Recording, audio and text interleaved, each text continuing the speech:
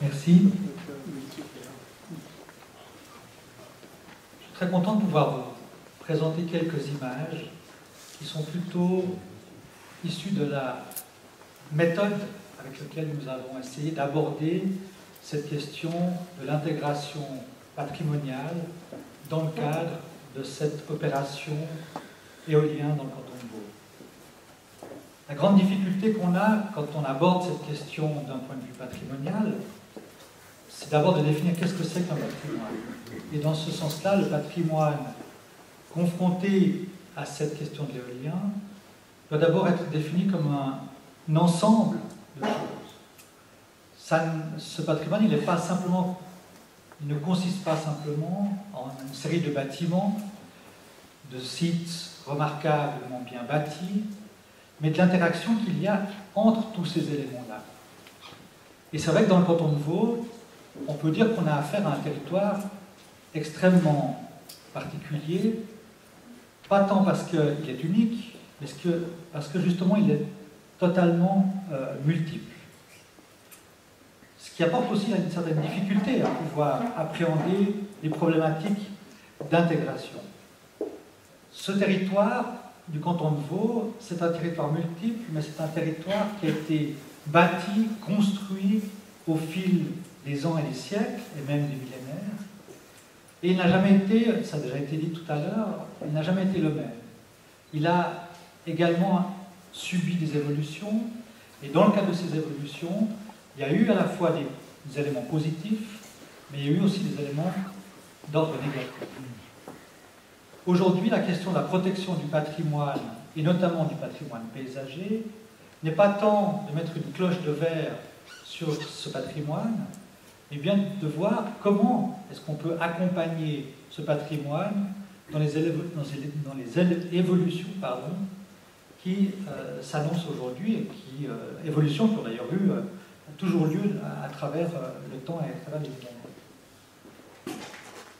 Intégration ne veut pas forcément dire camouflage. Souvent on entend cette constante, ou en tout cas ce rapprochement entre l'idée qu'un paysage qui serait bien intégré, ou qu'un objet serait bien intégré à un paysage, serait un projet qu'on ne verrait pas. Je pense qu'aujourd'hui, on a compris que la question de l'intégration dans le paysage peut soit se faire par une reconnaissance des qualités de ce paysage et de proposer en quelque sorte dans une suite le même type d'éléments qui vient s'ajouter à ceux qui existent, dans leur échelle, dans leurs matériaux, dans leurs fonctions. Soit on peut admettre que l'intégration s'affirme aussi comme une différence. Et je pense qu'avec les éléments opérationnels de type éolien, on touche ces deux dimensions-là. Ces deux dimensions parce qu'on rejoint avec le projet industriel, ça a été dit tout à l'heure à plusieurs reprises, cette échelle industrielle, c'est une échelle auquel on a déjà été confronté dans les décennies précédentes à travers notre pays, qui effectivement, et cela a aussi été rappelé, toute la question du développement de l'énergie hydraulique dans les Alpes. Dans le cadre de ce développement, il était clair qu'on travaillait par rupture, par distinction du paysage dans lequel s'implantaient ces barrages, mais en même temps, avec une attention particulière à un certain nombre d'éléments qui rappellent aussi ce paysage. On pense notamment à la couleur du béton, qui est très proche finalement de celle des rochers. On pense aussi, dans le cadre de l'énergie, des installations hydrauliques, à la problématique de l'accrochage et de la position, de l'établissement de ces différents pôles de barrages, de ces différents barrages, à l'intérieur des sites. Avec l'éolien, en réalité, on est dans une situation où on doit se confronter de façon, encore une fois, très multiple au territoire dans lequel il s'intègre. L'image que vous avez sous les yeux qui montre l'église de Montron, classée comme monument historique, dans un site que vous connaissez certainement, montre bien le type de relation qu'il faut questionner. Tout à l'heure, vous avez vu l'image du chalet de la Gobec que vous a montré Catherine Streller-Perrin, qui est le même type d'éolienne, c'est la même dimension d'une éolienne, et pourtant la perception qu'on en a, et le rapport que cette éolienne entretient avec le paysage est tout à fait différent. Alors, ce n'est pas pour polémiquer à partir de cette image-là sur la nature même de ce projet éolien, mais c'est bien pour montrer qu'il n'y a pas de réponse toute faite, que les questions qui se posent dans la relation entre une opération d'établissement d'un parc éolien et son paysage bâti, et quand je dis bâti, la campagne et le paysage lui-même est effectivement bâti. Ce n'est pas simplement bâti de monuments ou de bâtiments, mais aussi de routes, de chemins, de champs, d'orientation, de direction, de surface, de volume, tout ce qui effectivement engendre une qualité spatiale qui donne et qui forme l'identité d'un pays. Alors pour commencer de façon un peu plus concrète, rappelez quelques éléments, ça a peut-être été dit tout à l'heure aussi, mais rappelez aussi que cette fameuse fiche F51 donne quand même un certain nombre de clés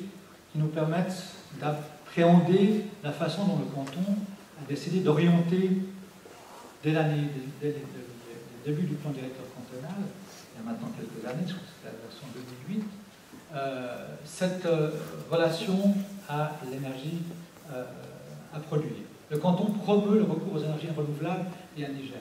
Les sites d'exploitation sont localisés dans les secteurs présentant les meilleures conditions pour la production. On est déjà là, dans cette fiche elle-même, dans une direction qui met en valeur la question de l'efficacité, et j'aimerais bien qu'on revienne tout à l'heure peut-être dans la discussion sur cette notion d'efficacité, et puis sur l'idée que, effectivement, une première chose à faire, c'est de produire de l'énergie. Deuxième élément qui me semble tout aussi important, c'est que les ressources énergétiques concernent a priori l'ensemble du territoire cantonal. Si j'ai souligné cette phrase, c'est pour bien montrer l'échelle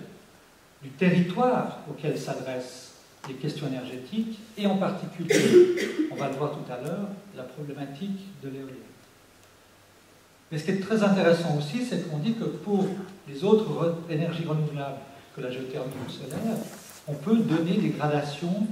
localisées, qui permettent de se dire, bah tiens,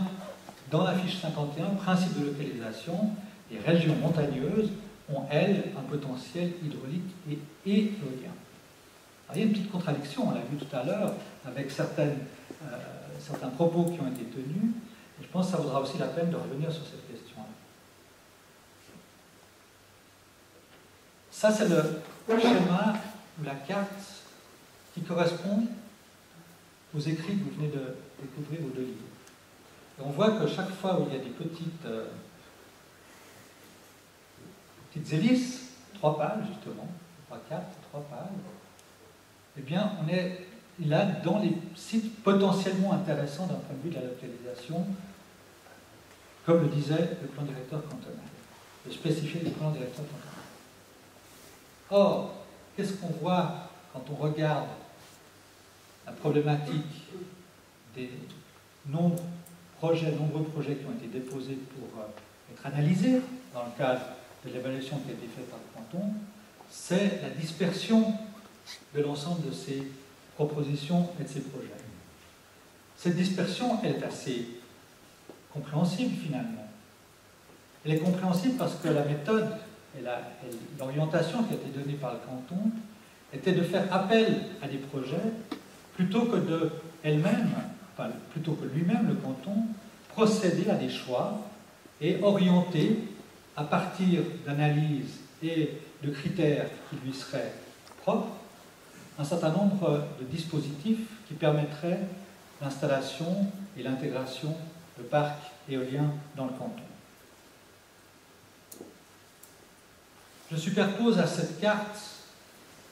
la topographie du canton, du territoire vaudois, et on se rend bien compte ici, effectivement, cette dispersion et la façon dont cette dispersion a eu lieu dans le cadre de cet appel à projet. Il s'agit bien, effectivement, d'une problématique qui est plutôt une problématique méthodologique, une problématique liée